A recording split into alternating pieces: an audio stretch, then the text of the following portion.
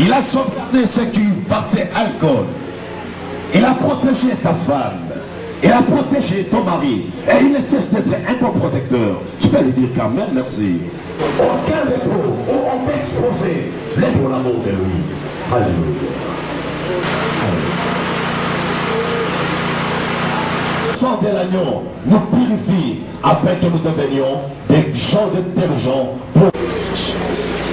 Oh Dieu, merci Père. Merci Jésus. Merci.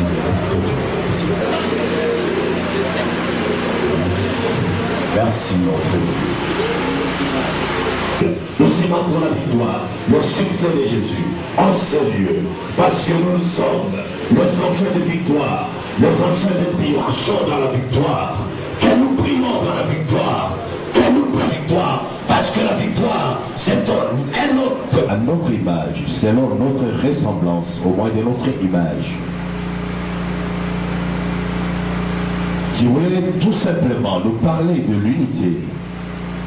Je ne peux rien à moi seul sans mon frère ou ma soeur.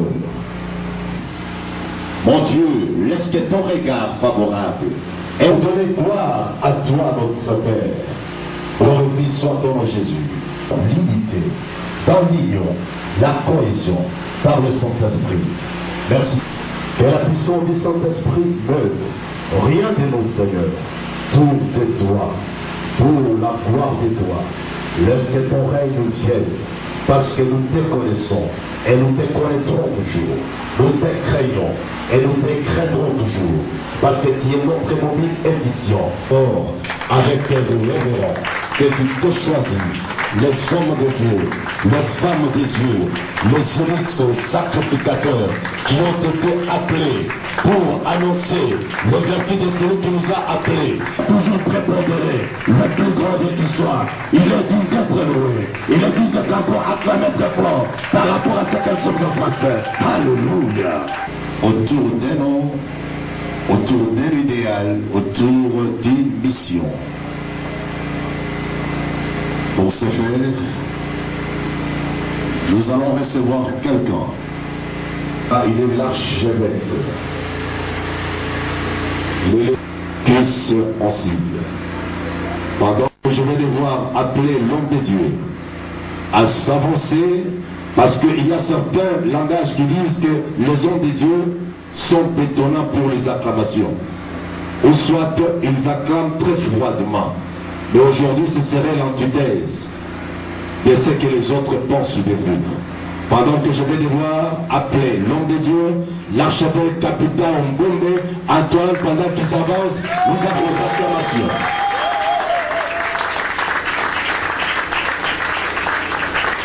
Que Dieu soit loué et dans le Seigneur Jésus-Christ,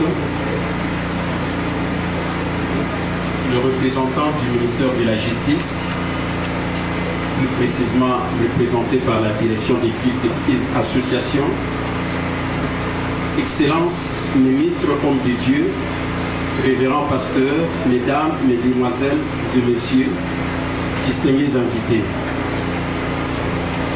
Aujourd'hui, 12 février 2014, c'est un grand jour de joie et d'allégresse pour tous les membres de la communion universelle des sacrificateurs Christ à l'occasion du 12e anniversaire de sa création en date du 14 février 2002.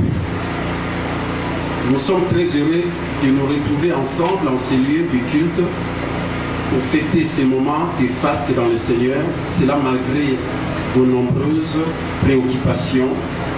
Vous avez bien voulu rehausser de votre présence la manifestation de ces jours. Davantage, c'était la communion universelle des sacrificateurs. En effet, la communion universelle des sacrificateurs Christ, en sigle, c'est une association interprofessionnelle de servants de Dieu partagent leurs connaissances et expériences chrétiennes et spirituelles.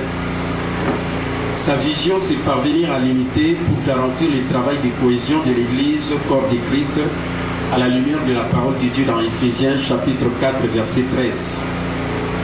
Son but est d'établir l'Église triomphante de notre Seigneur Jésus-Christ sur la terre grâce à l'amour divin.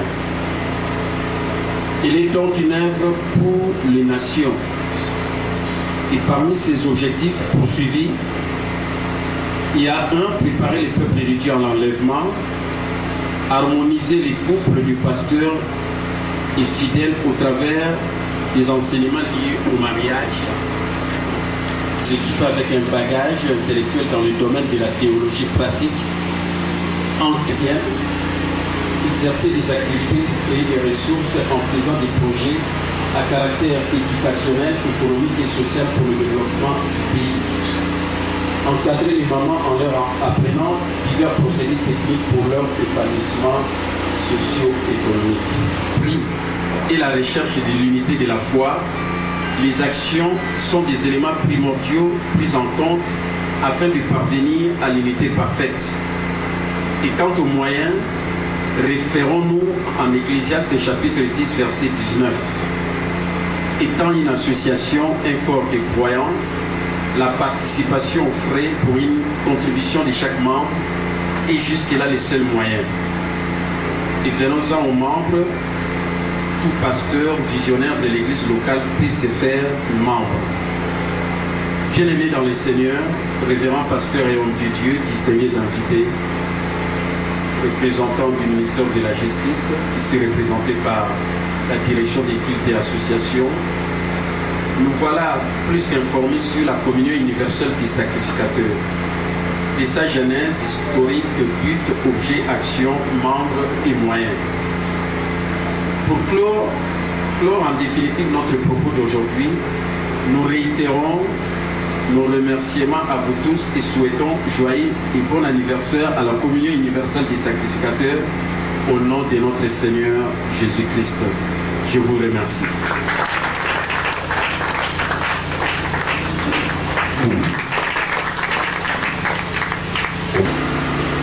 Sa mission, ses objectifs à atteindre. Sans vous, la Kiss ne peut survivre. Mais avec votre présence, vos multiples conseils de sagesse, la Kiss survivrait. La Kiss irait de l'avant. Et la Kiss irait au très loin. Je pense que nous n'avons plus encore ces 12 ans d'existence.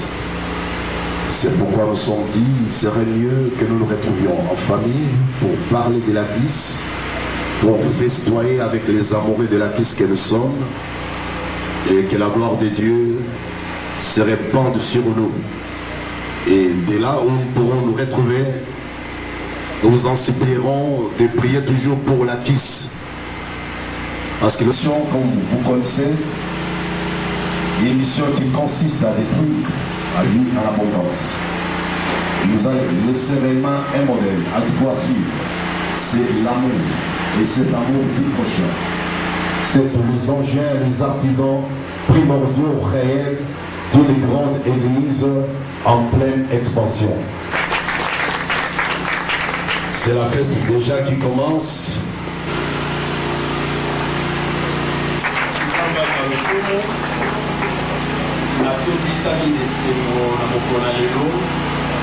Nous avons fêté le 12e anniversaire de la communion universelle des sacrificateurs. Nous avons mon arrêt, il y a circonstance. Normalement, fête la communion, c'est là que fêtons pour la vendredi le 14 février, parce que pendant le 14 février 2002. Mais le coup, la constat qui pour le salon, chaque mercredi. Voilà pourquoi nous avons quitté ça pour l'allélo pour les arrêts d'habitude la vie sur chaque mercredi, tout le monde en attend. C'est pourquoi toujours fêté en haut pour l'allélo. Nous avons remercié Pasteur et ensemble de Nyoso, sacrificateur, étudiant pour Nyoso, lundi, formation dans cadre de la communion universelle des sacrificateurs de l'école des affaires, par notre Bazali Awa, par promotion Yoso. Vraiment, je vais dire non, bienvenue dans le centre Réma, qui va être fêté 10e anniversaire. Je crois que ça fait pratiquement 2 ans. Activité comme telle dans ma pasteur, vous allez dans le suscité. Juste après, quand c'était le 10e anniversaire, dans l'hôtel Vénus, où il y a une conférence pour comment devenir millionnaire. Une conférence qui permettait qu'il puisse, dans 2 ans, il y a pour trouver sa formation pour concrétiser ma thé à cause de comment devenir millionnaire. Et il brûlait à Mingi pour les autres qui sont dans la maman Awa, Bazali, pour Balandi, ma formation, ma promotion est délai. Pour Balandi, à côté, Bazali représenté par quelques-uns qui n'a ici qu'à mais pour la bataille dans le temps, vous allez vous quitter à la société. Bon, vous allez également permettre que la situation en a et va pouvoir arriver que tout le monde a la société, mais communion, dans l'objectif, dans l'eau, ils allaient continuer sur l'objectif, peut-être la côté à bataille dans le temps, vous allez comment on a la société, mais retrouvailles. Et ça l'a mis dans mon lelo pour toujours déterminer anniversaire où ils allaient à communion 2 ans après le 10e anniversaire. Mais il faut profiter d'un mot parce que vous voyez que pour le l'église, côté à l'État, bateau le mélange Makasi, on a une menace où ils allaient à la fermeture, personnalité juridique en haut. Voilà pourquoi tout le monde dit non, il s'est dit pour aider parce que ça là, et l'autre est important, c'est aider les autres, servir les autres. C'est pourquoi nous dit non.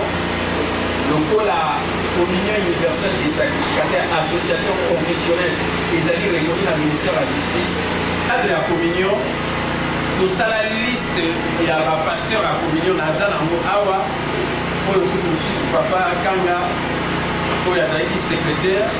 À rappeler à Pessingaïna, où il y a le contrôle fait à Moussalama, Awa, Bayebi, tout ça dans la liste, mais on a eu ce traitement à 4 temps vous avez dans la S92. Il a reçu une personnalité juridique. Dans le moment où on a tout compris dans la pasteur, pour venir la vie juste après, quand vous étiez à 10 ans, il y a communion, juste après, la réunion de la pasteur comme telle, vous avez enregistré. Et ce qui fait que les actions sont difficiles pour constituer une liste et avoir membre de la communion universelle des sacrificateurs. Mais le coup à Macambo, il y a ce qui fait qu'on voilà pourquoi pour le Maquinon, pour payer la mission de la passion Baya, fait l'occasion, ils allaient à 12e anniversaire, ma pasteur au bazar dans l'église là-bas. La limite, c'est faire reconnaître qu'on a limité la communion universelle des sacrificateurs. Ça la liste est Awa et en même temps on va dire que nous devons traiter directement dans le ministère de la Justice mais dans le lieu d'aller représenter la direction active de notre association. Je vois des mots pour la militaire et la justice pour la travailler comme Azali. Je vois responsable du sous Awa aux régions de l'Émission en Osengaï on a validé directement présentation à l'élément on a ségué nous sommes pas dans le groupe. Je crois que chaque service qui a créé des associations à travers les régions de sauver un moment à l'autre. On a également dit est-ce que ma pasteur ici va remplir ma fiche où il y a ma pasteur au bas dans la communion et que dans le niveau du ministère de la Justice non va remplir je crois qu'il y a une occasion ils allaient les lots mais que tous communiquer en haut pour permettre de sauver tout ça là. Réellement, liste, il y a la pasteur dans la communion et en même temps, le ministère de la Justice, c'est-à-dire ceux qui sont les listes à l'ISO, nous avons un compte qui a communion universelle des sacrificateurs. Le problème là, c'est d'aller au ligne, dans le niveau de la communion qui a aidé ma pasteur, par le mot copé, directement à partir du ministère de la Justice, bas du Abamikana à Bango, pour les actes de personnalité juridique qui a église là-bas. Mais en attendant, avant que vous soyez en haut, je crois que les temps est arrivé pour que vous soyez en haut, vous attendez et télé, mais si vous avez une église, mais vous avez ouvert une association confessionnelle, c'est la raison pour laquelle, quand vous avez une liste, tolingi ezala établi lelo à partir ya lelo awa oyo ezali ya bafiche basukeni na bino balingai en tant que oyo azali na personnalité contrôle wana aye kosala yango na ministère ya justice bayawa batali église batali na infrastructure soki motuni bango baoyebisaki témoignage kuni bapesaki en tant que responsable ya église yango tuyokito oyo eza na personnalité juridique nango mpe et après naza mpe na bapasteur oyo baza ya église yango tuyokito oyo baremplir bafiche wana mpe basertifie na cadre ya église yango tuyokito reconnu na ministère ya justice na personnalité juridique oyo ezali numéro 097 tandis que na cadre ya communion toza na personnalité juridique mais liste ya bapasteur oyo baza na communion nakokai koétablir yango boye te nakoki kosala mpe sur base ya baliste oyo eleka te parce que nakutana na bango so te mpona yeba position ya moko na moko ezali quand même la responsabilité après bino moko na invité bandeko ya ministère ya justice pour le moment baye biso bafiche koremplir batie après epai estima nde na niveau ya communion tozoyede bino malembe okozwa bamikanda mpona moto yango lelo namonaki baesenge eza omona kata sena mola ayala ya communion tolingi koyede bapasteur mpo balembe oya kozwa badokima na yo mais en attendant lobana nozana na dokima te ozala couvert na dokima ya communion universelle du sacrificateur donc voilà communication très importante soki responsable ya chef de service aye nakopesi maloba soki te oyo aza korepresente biso ye moko oyo koloba parce que bakiti na bacontrôle na l'église basalisali partout et epai nanga mpe balikaki même quand on a une personnalité juridique, il y a qui va vous contrôler. Alors voilà pourquoi nous avons déjà monté pour la puissance de communion, les alliés pour la bouée, va aider, va pasteur, pour avoir un problème, pour les alliés qui ont des documents. Ceux qui nous ont monté aussi dans la communion, mais communion est l'eau pour objectif d'absolu d'Oligi. Oligi a été couvert, mais Oligi fait pour en faire des comptes pour les documents. Parce que vous avez des documents là. Mais ce qu'on fait, c'est faciliter le temps pour entrer dans le niveau à ministère de la justice. Et vous voyez, vous allez moins facile. Voilà pourquoi le roi Bissot a séduit les documents là. Donc vous voyez, vous faciliter. Si on montre dans mon groupe, et vous allez l'église membre, la communion, pour nous faciliter le travail là. Donc voilà les deux sur pour la Bissot. Pour malgré quand même on a fait sa communication, le jour où ils allaient à l'anniversaire de la Bissot. Communication de l'autre. Comme ça, ceux qui vendredi pour le Koutana, il y a un formulaire en haut, comme ça, vous pouvez vous remplir, et vendredi, on a Bangoulaya, là, récupérant en même temps, le formulaire en haut, je crois que la scène en église, beaucoup de monde a besoin de remplir le formulaire, 15 000 francs congolais. Donc, vous prévoyez 15 000. En réalité, dans le d'abord, avant que vous ayez la communion, d'abord, on a facilité, d'abord, la Congo est dans la reconnue dans le ministère de la Justice.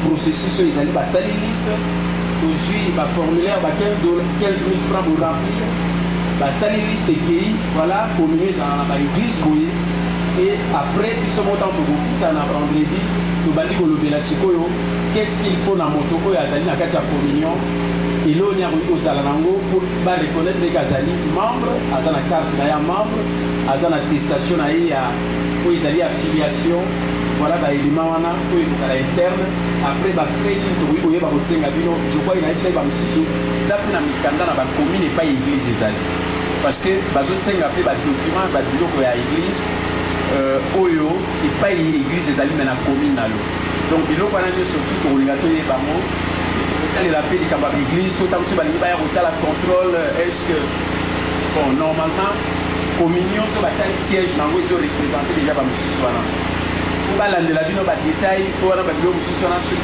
bamoni déjà oyo aza koreprésente bino ezali lokwa bino mpe baza koreprésente le reste des choses tokosolola yango bien tokoyeba église eza esika nini na commune nini mikanda nini ezangi ça c'est l'administration je crois qu'il faudra kolobela yango dans l'interne na nsima ntango tokoya après amen nangai quand même koremercier bino basali na nzambe nde boye avant la tika maloba nasa la présentation rapidement. Je tiens d'abord à remercier Baoyo Basuninga pour réaliser quand même l'activité de Mokonalelo parce qu'il y a une réunion, la SMS, je crois, semaine passée. Baoyo Bayaki, Baoyo Dekoukoukana Nabango, de mettre debout, on acclame très fort le Seigneur du président des Passions Pizou, un ami de longue date qui a toujours été avec moi. Chaque fois, il vient me voir au bureau, me dire voilà ce que Dieu m'a dit, ainsi de suite. C'est vraiment quelqu'un que j'aime beaucoup. Un véritable collaborateur qui reconnaît toujours amitié dans le dans l'amour. Et chaque fois quand il vient, il a toujours dit Dieu le Père, que ce qu'il dit pour la Macaboué, ils allaient à communion. Je suis vraiment très content et vraiment que Dieu te bénisse d'être impliqué vraiment pour cette activité. Merci. Je présente également Papa Kanga qui m'a aussi aidé à faire le discours. Pour la salle Awa, et il a été aussi hier ici à l'église. Quand on a côté ma papa Kanga, où il a secrétaire administratif de la communion, je vais donner un témoignage. Oh, tout ça, il est 5 ans, tout le monde a la société. Tant que la action dans le stade du Massif, mais où il a détourné, il faut dans le stade de Tata Raphaël. Attends un témoignage, je vous rappelle cette émission. Mais c'est plus la clinique. Parce que l'entend des délais, il y a l'eau, on est 5 ans pour mon discuter. Mais nous avons passé avec les aïeux, nous avons 2 pour mon discuter.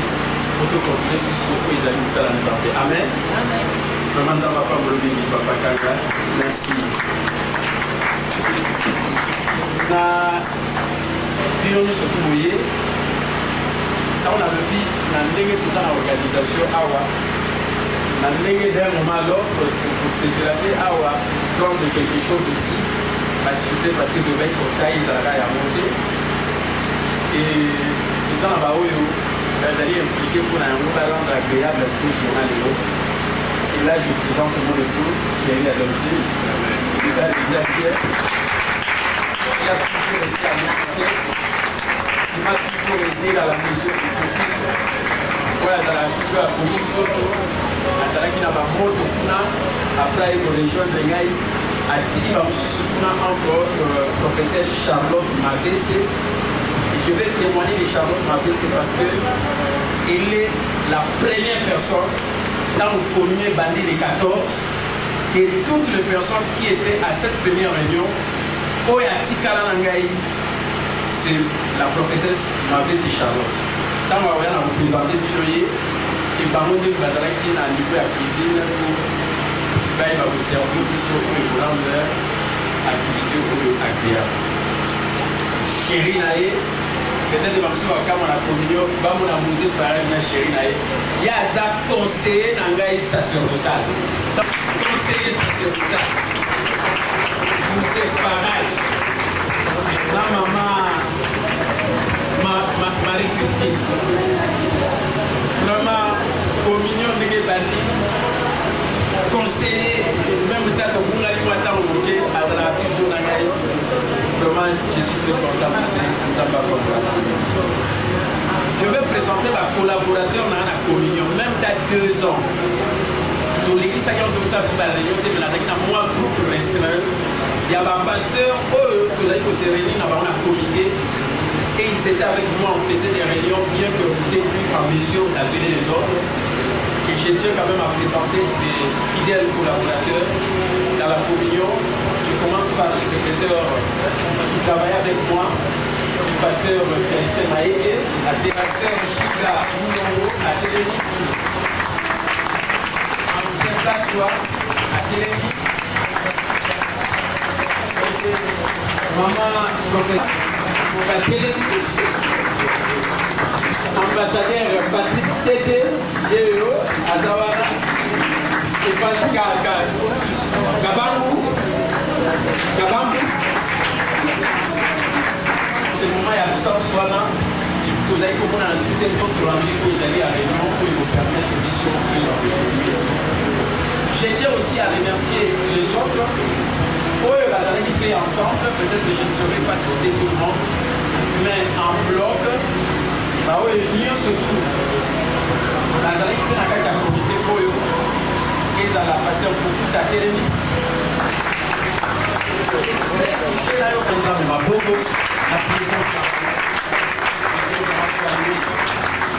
Maman Virginie, servante Virginie, la télévisée. Même ta communion. Même ta peut-être dans la cité, ma comité, mais avec vos anapisos. Dans mon livre, mais ce sont des vrais amis. La doyenne à Katia, Katamou, Awa, pour nous en avoir un bon pasteur.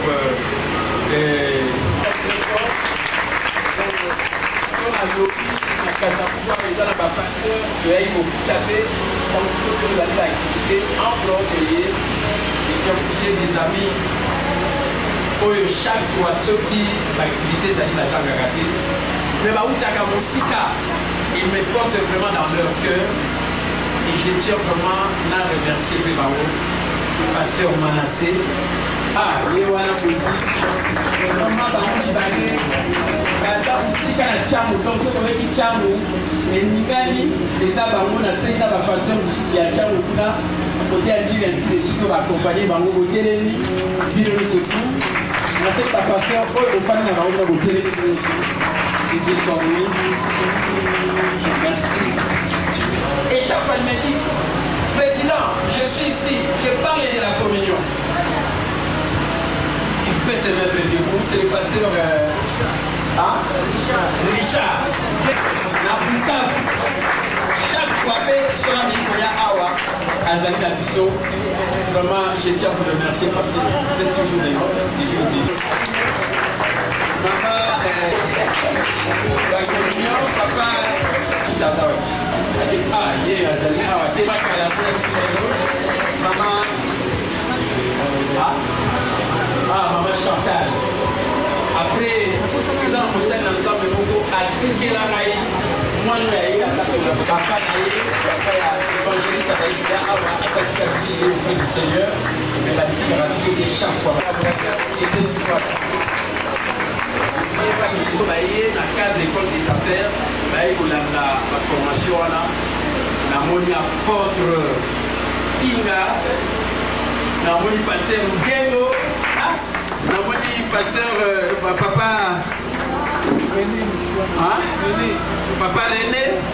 à Konda voilà bah dans ce oyo ngai ministère de cet 16 ans na isika oyo amen merci la collaborateur maintenant du évangéliste Nancy Rose ba pasteur il y a église la mot triomphe toujours oyo baza ko représentant ngo na ba commune mususu pasteur Baï Azali,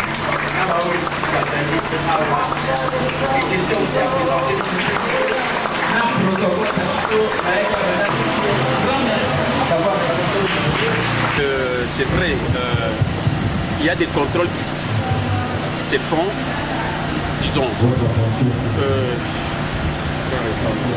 qui s'est fait au niveau des églises, et plus précisément des églises du réveil. Et chez moi, ici, à l'église L'Amour triomphe toujours, cette église qui fête ses 16 ans d'existence. On est venu également nous contrôler et puis nous avons nos documents, et nous avons présenté. Et en même temps, nous avons également la communion universelle des sacrificateurs, c'est le regroupement des hommes de Dieu, c'est une association confessionnelle qui réunit aussi les hommes de Dieu dans l'objectif de l'unité afin de manifester la domination de l'église triomphante. Et c'est pourquoi aujourd'hui, les jours d'anniversaire de la communion, c'est-à-dire les 12e anniversaire, nous avons réuni aussi les pasteurs pour leur en parler et voir dans quelle mesure aussi ces églises-là qui font partie de la communion, comment aussi les aider à pouvoir être aussi en règle avec l'État par le ministère de la Justice. Donc c'est ça le travail que nous sommes en train de faire parce que nous avons aussi la personnalité juridique de la communion universelle des sacrificateurs.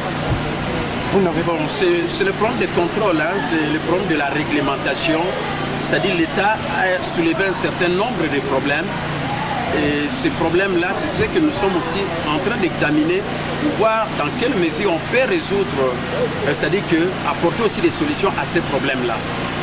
Dire que combattre, je ne pense pas parce que l'Église a un rôle très important à jouer. Vous savez, la Bible dit, les portes de l'enfer ne prévaudront point contre l'Église. Il n'y a que l'Église qui peut jouer un grand rôle au niveau d'une nation, hein, du point de vue des développements et autres, parce que nous sommes en train de façonner la vie des gens qui doivent être transformés, qui doivent être développés pour développer également ce pays. Et c'est la grande contribution de l'Église, et surtout entre autres aussi comme nous, au niveau de la communion, nous donnons aussi des formations financières, des formations professionnelles qui permettent aux gens également de pouvoir se prendre en charge, devenir des entrepreneurs, d'apprendre le métier et contribuer au développement du pays. Nous avons les champs agricoles et nous voulons impliquer aussi les enfants de Dieu à faire ce travail-là.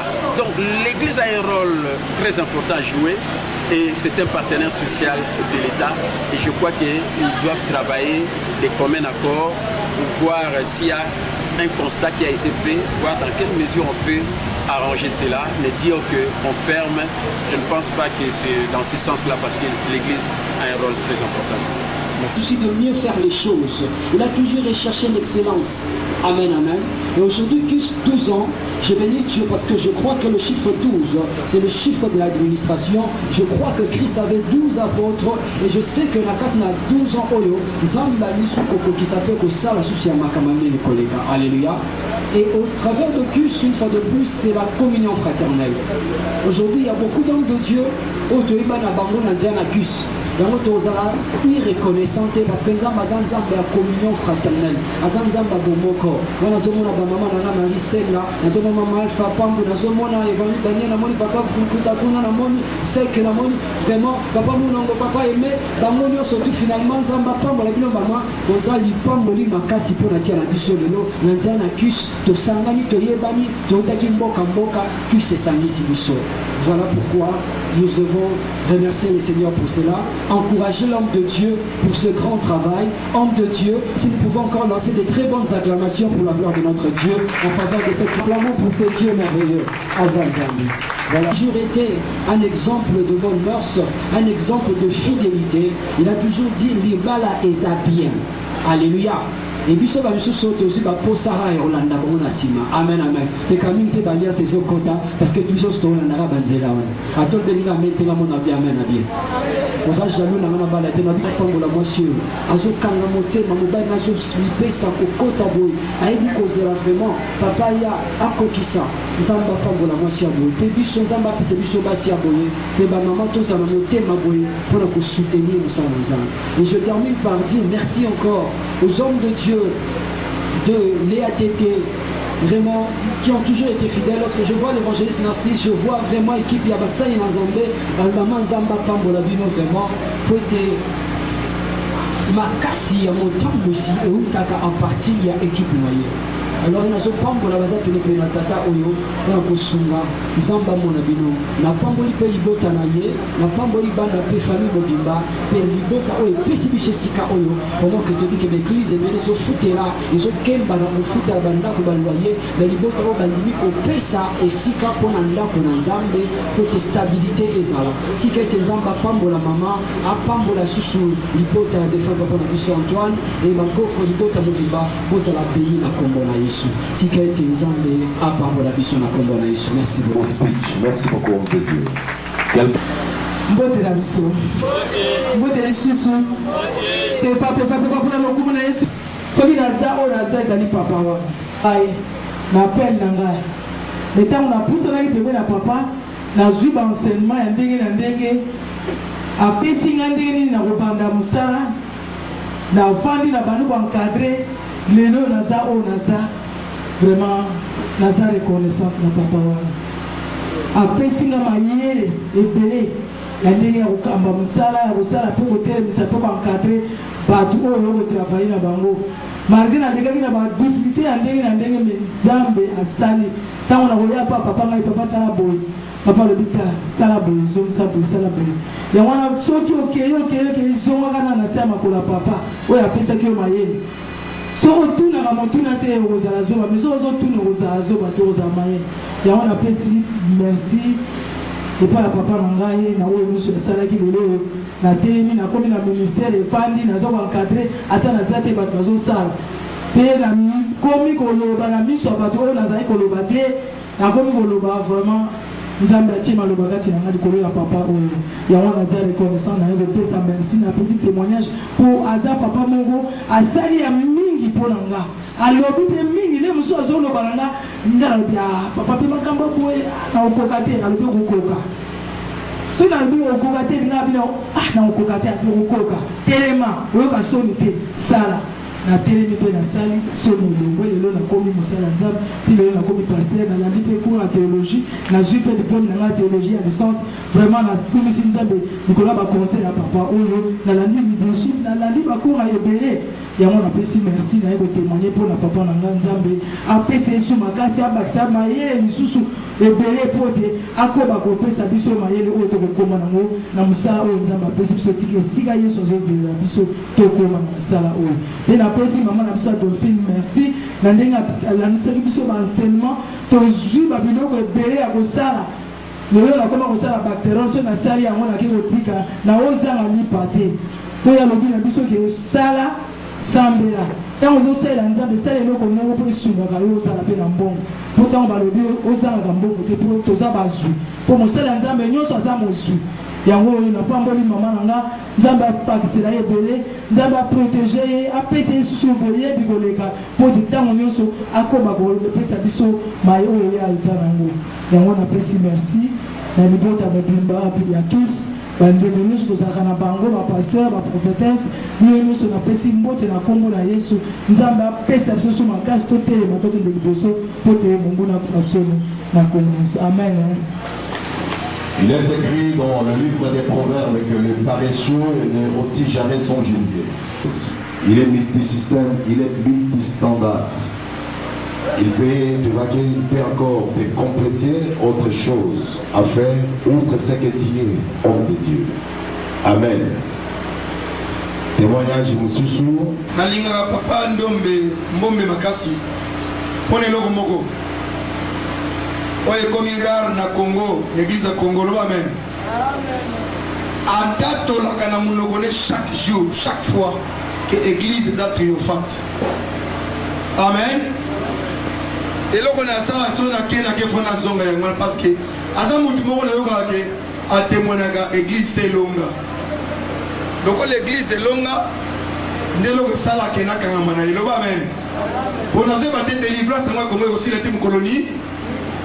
Ayebi te bademo Congo basilaka te l'esprit de mort basilaka te loba amen sikoyo seke koma Yesu tolisekwa na Yesu ça impact te l'église alléluia donc yango esalaka ete na kei mpona zonga na makolo ya chevêque parce que aza mutu moko na yoka na monoko na ye ke église eza mutu esi elonga ndenge Yesu alonga yango moni na zonga katana nyonso apesi nzambe mepesi.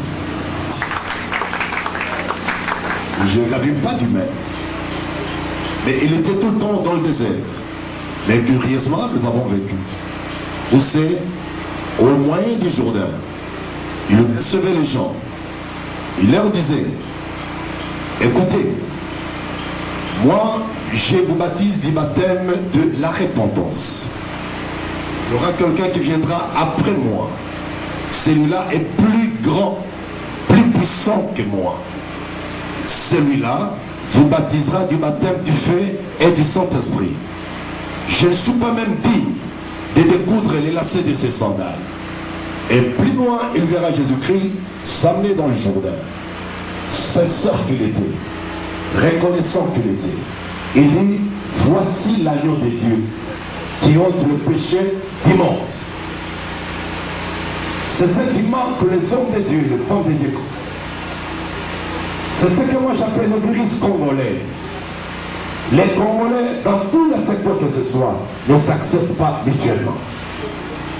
Et plus loin, Jésus-Christ va dire à ses concitoyens, qu'êtes-vous allez voir dans les déserts un roseau agité par le vent, un homme habillé en position vestimentaire somptueuse. Mais je vous dis, ceux qui sont bien vêtus, c'est dans la maison du roi. Mais ici, il n'y a qu'un plus que prophète. Mais je vous dis, de tous ces hommes et de femmes, il n'y en a pas plus de plus grand comme Jean-Baptiste. Jésus a élogé quelqu'un qui n'avait pas de maison, quelqu'un qui n'avait pas eu des positions vestimentaires adéquates, quelqu'un qui ne s'est pas d'une manière richarde, avec un régime alimentaire trop pauvre. Mais Jésus l'a reconnu. Voilà les auto-éloges. Nous devons avoir la culture de louer, de vénérer ce qui est bien. Si mon frère fait quelque chose de bien, je dois dire gloire au Seigneur. Je dois bénir mon Dieu. Mais la culture de tout me dire, la culture de tout est personnalisée. Oh, il y a ça la bien. Il y a ça l'écoute. Ngasu nazawana na kote ya boy, na kobimisa boy. Ngasu naza ko la convention nga ekoleka yaye. Ngasu na sali boy, matadwana ekoleka. Non, nous devons avoir la culture, la meilleure pour Jésus, de s'accepter mutuellement. Et surtout, accepter le bienfait de l'autre pendant sa vie, pendant son vivant. Il ne faut pas reconnaître le mérite de quelqu'un à titre positif. Azalaka mutu malamu, azalaka mutu malamu, azalaka bwena boye, azalaka mutu malamu, apasura mazaki côté ranguya, azalaka bo. Il faudrait reconnaître quelqu'un à titre vivant et non à titre positif. Papa Boua, le révérend Boua, est-ce que vous pourrez vous avancer pour la communication pendant que l'homme de Dieu avance? Nous acclamons très fort. Merci Papa Boua d'être là. Ekonangai kapita hotel. Musalo ezobenga biso na makambo ebele ezozwa biso ntango mingi. Nakanisaki lelo nakutana na ye. Nakutana mpe na bino bandeko. Esengo na ngai ezali kozala kati na bino. Nayebi bolingo ya ndeko na ngai mpe molende na ye na mosala na Nzambe. C'est un combattant. Donc, les gens qui sont mingi, ils ont un témoignage à bien, na tato la gape malamu, ba ino sunakela, na tina na ye. Lengi moko pe epai na baoyo batie ondima. Ngai na lobaka kaka ke eloko ya monene mpona ngai molimo, mpona ngai mosali na Nzambe ezali bondima. Nakangama na Nzambe. Nazala na liloba, na découvrir, na yoka, oyo nini Nzambe azoloba. La lettre, mais kati na lettre wana mungongo na Nzambe eza kuna na kati. Eloko nini Nzambe azoloba na ngai. Yango na ko paraphraser le kolobia que Papa Capita olobaka que l'église est triomphante. Oui, l'église est triomphante. L'église a déjà triomphé. Biso pe tout ça balongi. L'église n'est pas faible. Biso nde tokobimisa na kati église ba président, ba roi, ba homme d'affaires. Nous sommes une grande maison où le grand maître, où ils ont inspiré, c'est Jésus-Christ. Il n'y a pas un grand maître dans toutes les maisons magiques. Mais nous avons la preuve que notre grand maître est mort et ressuscité. Donc l'église est puissante. Ils ne sont pas faibles nous autres. Nous sommes très puissants. Le monde en ténèbres est sobanga. Yes, vous avez dit à ta kondimaka ya mukelo kola mbumazelo. Et vous savez la mais il y a plusieurs choses qui sont là pour m'aider. Il y a des gens qui sont là vraiment na kosepela mingi na communiquer likambo oyo tozobongisa conférence na foire na kosolola yango na Papa Capita ndame maboko oyebi neti telefone nayebi te soki esali bambula mponi ntango bato bazala oyokanga des anciennes armées des victoires epai nde toyebanaki na archibishop amen elelo toyei komona na lisusu na cadre ya bomoko na communion universelle des sacrificateurs vraiment naza vraiment honoré namonaki ntango azokota kuna yango ah patriarche yo na patriarche donc nasepeli ya mingi nzambe azwa lokumu bomoni ke bomoko ya corps de Christ oyo tozoloba église eza triomphante réellement eza triomphante à partir ya basali na ye au diable jamais pour diviser biso mais à ça pour ça ce temps on yoso pour essayer de démontrer réalité des faits naï mais c'est peli comme on a patriarche boua parmi biso namba dans le kumu Mozi pasteur Manassé vous avez un enfant vous bébé ngai patriarche awa zamba pas pour la tuer vraiment la CPI zamba dans le kumu to bete nzamba ko personnellement Naya Globapuna Kina Naï, grand merci. Vraiment, je suis vraiment très honneur. Bambou les bébés, comme ça, n'a une armée de victoires. Et pas de Banaka, et tous les collaborateurs et archibishop. Continuons Fernando. Amen. Donc, Nakani, c'est même temps que archibishop, l'année passée, il a eu l'hôpital. Vraiment, na CPND na moni patriarche. Et je crois que nous avons installé grâce pour apporter le changement au Tozolinga pour nous ensemble. Amen. Merci. C'est vraiment la communion. Si on a un témoignage au moment où tu as besoin de quelque chose, tu peux passer toujours un témoignage dans le ça la bien. À un moment où tu dois passer ensemble. Merci. Pour toi, il est déjà exploit. Merci. Tu veux tenir sur mon corps pendant que papa Manassé Zalikoya. On a comme million de sacrificateurs, on a Chevec, mais ce que nous avons dans le Blamouké, on a Paka Boua, et c'est-à-dire que à tout bon Sabilou Moko, na Pikin. Alors, reconnaissance nous-mêmes, je crois que quand on a eu à Moko, c'est une nostalgie. Je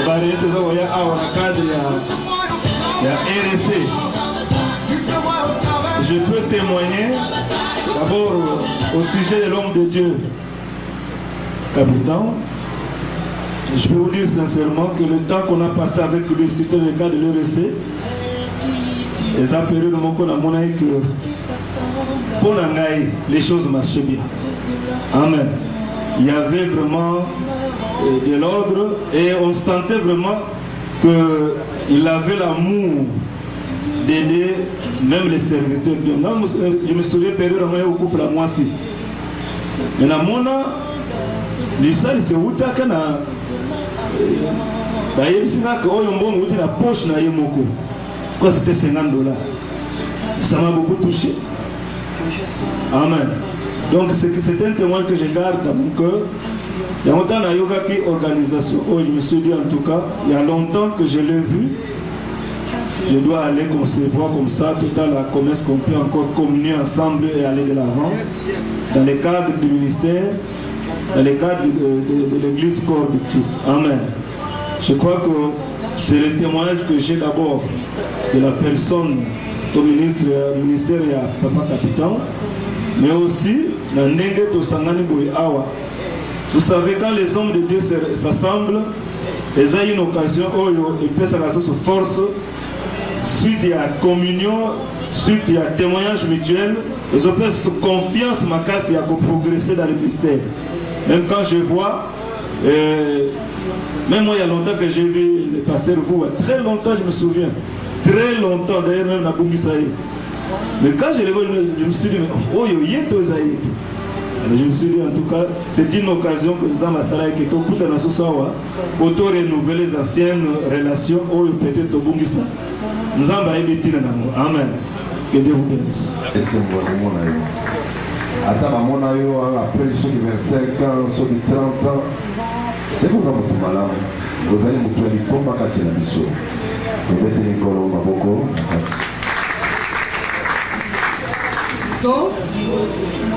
naye kopesa témoignage pour la qui vraiment à ma grande surprise nga nayebaki te ke tozofete anniversaire ya kisi lelo parce que babengaki nga na téléphone balobi papa lobi biso nyonso tozala lelo na réunion nga nayebaki ka réunion nde tosala yango chaque mercredi e nabongamaki nautaki na bakusi nazalaki nango naye korejoindre natali boyebo fete nga nayebi makambo ya fete te po dernièrement papa ayaki na ndako ayaki kotala biso po pasteur mobali nanga asalaki accident tobimaki deja na hôpital nzambe asalaki papa lobi ndenge na bandaki koyokela sida wana epa baambassadeur na masenga ngai vraiment ndenge namoni bino ekamusi ngai nalobi nzambe kaka asalaki pasi azalaki grave vraiment na kankokolo me nzambe oyo tobondelaka asungaki ngai nakopesa témoignage mpona kisi vraiment soki na témoigne te naza eka na kisi oyo esalinga vraiment kisi esalinga makambo ebele baformation ebele tolandi awa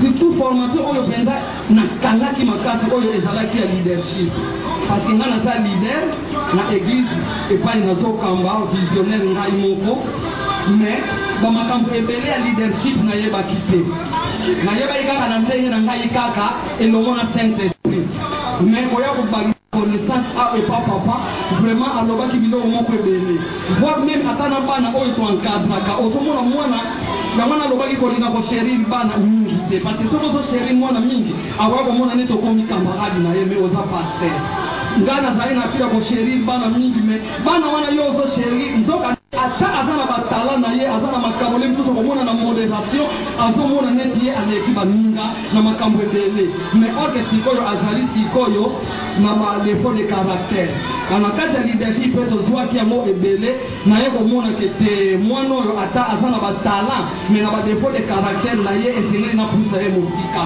na ngai parce que un jour akoki mpe kotrahir ministère amen vraiment nsoni nalobi awa na kisi soki natandi bamaproblème naza nango ekozala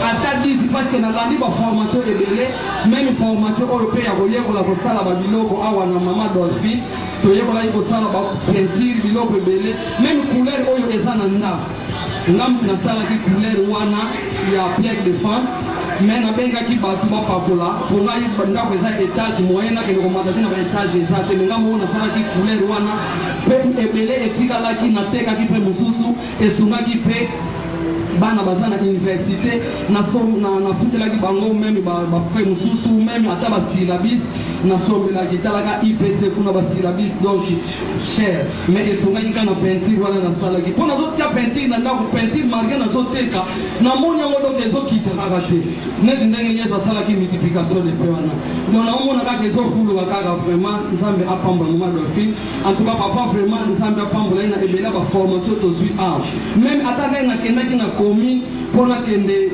kosalisa mikanda na commune ezalaki na mokanda moko mpe bayebisaki ngai ezalaki na valeur ya 30 000 francs congolais mais ntango sikoyo nakendaki mpona bamaplome na ngai ka ndenge dossier na ngai nyonso na badiplome na bamikanda ya kis nyonso ezalaka na farde moko sikoyo leki nazobimisa bamikanda wana ntango bamoni papier wana balobi yo osilisaki baformation olandaki mpe théologie epai ya docteur capital ye azali vice président provincial ya RSC toyebi ye bien ayebani bona boye en tout cas félicitations ndenge mpe ozanga yobi aza mentor na ngai mbala moko kaka koyoka kaka ki ngai papa capital aza mentor na ngai baépargnaki ngai na document moko oyo nalingaki nafutela 30 000 francs congolais balobi na kofuta ngo te elekelaki nganga nalobi seke papa mpenza do mutu monene ti bakonte oyo ngana milobeleka na se ya motema parce que soki natali bien na kisi nakosala déjà ata 4 ans banda na yaki awa bango bazopete 12 ans me nga nakotaki awa ntuka 4 ans déjà vraiment naza batémoignage ebele oyo emanka me naye koloba ngo bref parce que soki nazopesa litani paster ambassadeur ye alekaki déjà alobi déjà oyo mpe biso mpe tokokaki koloba ye déjà asi alobi yango mpe ebele yango wana ngai vraiment naye kopambola nzambe makasi mpo na fungwami mingi et puis baformation tozwi awa ebele baconférence tozangaka te donc nakolobake na koli feri ya communion d'abord ntango nazomona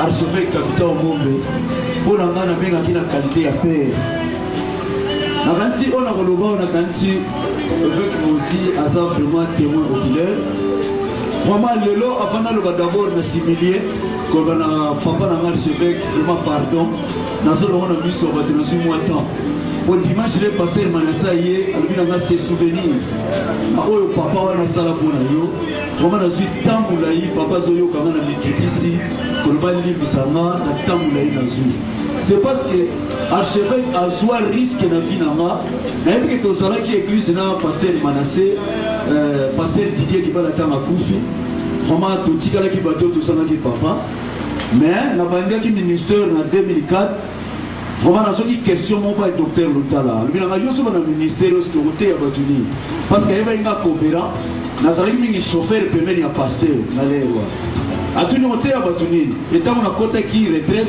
zamba la kisinga archevêque na zoki effet que mosi to yaki na bureau na 2005 asalaki consécration na nga alors risque azoki ezalaki nini atindaki na déjà ya monaki na air spirituel alobaki na nga songa torche kokisa biloko nyonso et ils avaient la pasteur Léon Sanjil que il bien fait que aussi azawana ya zalana batunios au peut tout ça on Sanjil mapaka bazalaki mais tant que quand même pour la consécration en tout cas balobaki na nga au la torche tout ça na confiance au la torche là ka chemise Paul pastoral et na soma qui torche pas l'accès na asedi na tchaki mo ka pembeni mais area ya qui pour la consécration pour ça na pasteur Sanjil na évêque aussi tant ya komi to yami ya vandi donc na lobaka ke azwa risque na vie na ngado amona ki lobi tant to koma tant ya komi atulinga bala mon passer bingwa bitoshi et bato nyonso ba réciter dans la toche te kuta lobeka zalaki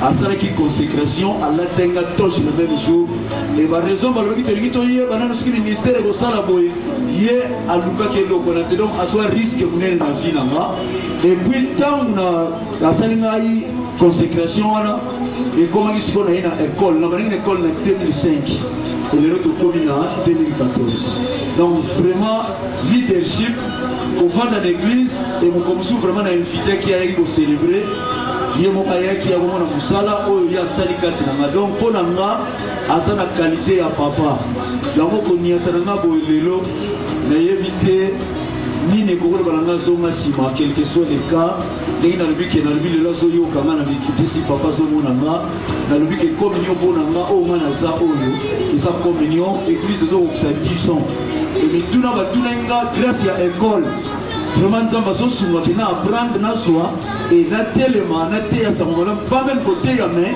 ko yeba pe ko encadrer église parce que to so banyo so na ka a nango lelo na zo pamola ensemble na o ngana sali na la communion et vraiment na yeba ko komsu ye moko docteur mutala sa ki inviter l'église a sala ki na prédication atalaki pe asala ki ba félicitations à cause ya nyonso na zo so pa ya père o to benga ka coach yango vraiment nzamba so lokum komati na zo na coach pa wana asala musala munene na vinanga et siko na ta l'église même na ba chaîne na télévision to sala ne émission ba bengi be ninga tuni be mutuna na patu balobi passer capitaine to sala besoin to solo na passer bi alors pour na ngeza ki première fois na le na télévision ba benga mabe ba tuna na répondre na canal toujours ka yi donc vraiment asala musala munene pour nanga ya mon nzamba la pambola ye mingi komona na ngale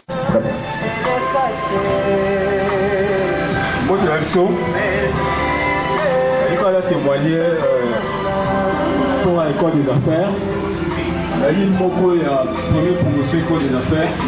Mingi, avec le mot tout le monde a soumis limité. Peut-être la question du temps. J'ai lancé ma mingi dans le révérend pasteur avec toute sa limité. Peut-être dans une formation, on a toujours occasion au moins. Mais ce que c'est-à-dire, on a démontré les grands secrets de l'école des affaires. L'école des affaires, en réalité, les ont gardé quand des secrets. Il y a données scientifiques, il y a données spirituelles. Et je profite de cette occasion, on a tout dans la catégorie sur la Ligue Awa, même à travers les coachs, tous les amis quand on a parmi les deux données, les données scientifiques et les données spirituelles, quelle est la donnée la plus forte dans 4 écoles des affaires? Est-ce qu'il y a des données spirituelles ou bien des données scientifiques? Cela veut dire que sur aujourd'hui, les 100% d'affaires, les 100% d'affaires, on dit que quand on a 10%, il y a 10%. 10% économie et puis 10% il y a investissement. C'est ça le rôle de 30%. Les 30% c'est quand on est au type au sein de l'activité. Est-ce que parmi ceux qui ont dit tout ça va suivre les 4 écoles des affaires? Parce que couper son bon investissement, ils ont un rôle facile. Couper son bon l'économie, ils ont un rôle facile. Et les 10% Est-ce que dans ce cas, il faut couper ça en haut?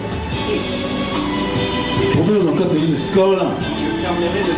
La bonne amie peut réfléchir. La dit non, peut-être attends aussi aux occasions qu'on n'y peut pas maladie spirituelle. Donc voilà, par exemple, attends l'occultisme. Au côté, on le commence peut-être pour moi, mais attends la faire là. Si on sait que non, on va faire prospérer. Au Seigneur, on peut faire 10% là-haut. Il va faire. On les 10% pour passer en haut. Il faut dans la connaissance spirituelle. Si on connaissance spirituelle, on n'a pas de pour passer en haut. C'est pourquoi tous mes amis que quand nous allons réfléchir, vous savez dans tout un code des affaires. Bien donner spirituel, donner scientifique. Est-ce que pour faire ça, nous avons 10%, il y a 10. Après, par exemple, un dixième là où par exemple, au lieu d'appeler un bon investissement, à l'euro 10% investissement, à l'euro 10% et à économie, 10% est 10. Est-ce que, et comme ça, la communauté, comment vous dites? Et l'autre, c'est comment dire, voilà. Si on fait 10%, là, il y a 10. Et que petit bon, il y a 10% économie, 10% investissement, est-ce que vous pouvez le faire? D'abord, c'est moi qui vais faire la main. Merci beaucoup. Comme il a fait cas, on a témoignage. On y a